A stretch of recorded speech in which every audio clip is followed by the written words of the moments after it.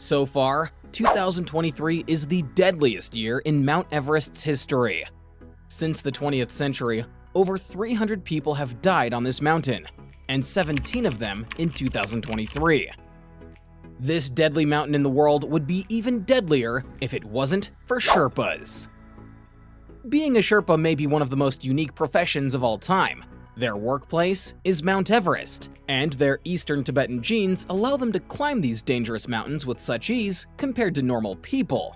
A Sherpa's job is to safely guide professional mountain climbers, as well as those who just want to do it so they can talk about it, to the top of this 8,850-meter tall mountain. What makes Sherpas different? Simply put, they're just built differently. Their ancestors lived at extremely high altitudes, and over time, that habit got put into their genes. A 2010 study identified more than 30 genetic factors that make Sherpas' bodies well-suited for high altitudes, including a gene called EPAS1, which is also called the super athlete gene. This gene regulates the body's production of hemoglobin, allowing greater efficiency in the use of oxygen. Today's Sherpas spend around 2 months out of every year living at 4,500 meters above sea level. Lower your ego if you think you could do the same. Ordinary people like us wouldn't even be able to climb half the mountain without them. Their special climbing methods and psychological endurance are why Sherpas withstand all challenges they face while climbing. Even though they possess every climbing skill there is, still, 125 Sherpas died climbing Mount Everest.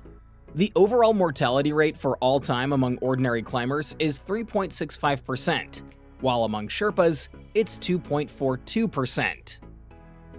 What's their climbing method? Sherpas have 2 main rules while climbing. They always go slow. You can't be in a hurry while climbing this mountain. That's why Sherpas developed an extreme level of patience. It's easy to remember if you ever find yourself climbing Mount Everest alone. Who knows? Climb for 15 seconds, and then rest for 45. Don't expect a happy ending if you don't follow this main rule. The second rule is to always carry your oxygen tank. Of course, you won't carry it if you're an ego climber, but if the fact that Sherpas carry it all the time doesn't tell you that you should too, then climbing is not for you. Yes, climbing Mount Everest is an extreme way to test your body, but that doesn't mean you should sign a contract with death even before you start climbing. What do they eat? Luckily, potatoes can grow at altitudes of over 4,000 meters, providing the Sherpas with their dietary staple. Sherpa is their main food, which is a meat and potato stew with a few other vegetables. Also, you don't want to forget dal bhat, a special rice that's their main source of carbohydrates. Highly nutritious food is the fuel that powers these beasts. In June of 2023, one Sherpa named Gelja was on his mission to guide his clients to the summit of Everest when he saw a man in danger. He had to be rescued as soon as possible, and no one else offered him any help. So, Gelja decided to cancel his client's trip to the summit and brought this endangered man down to Camp Number 4, where the rescue team took over and cared for him. This decision to cancel the trip to the summit saved the life of one man, and maybe even more. How much do Sherpas make?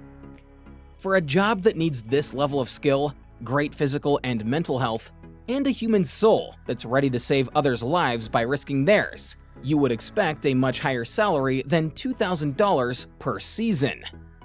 Elite Sherpas can make as much as $5,000 per season, and the length of one season is around 2 months.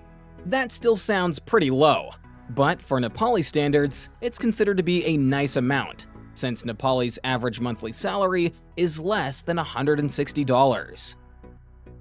Sherpas were valuable to early explorers of the Himalayan region, serving as guides at the extreme altitudes of the peaks and passes in the region, particularly for expeditions to climb Mount Everest.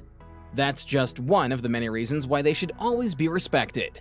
Comment down below and let us know what you think about this job. Would you change anything about them?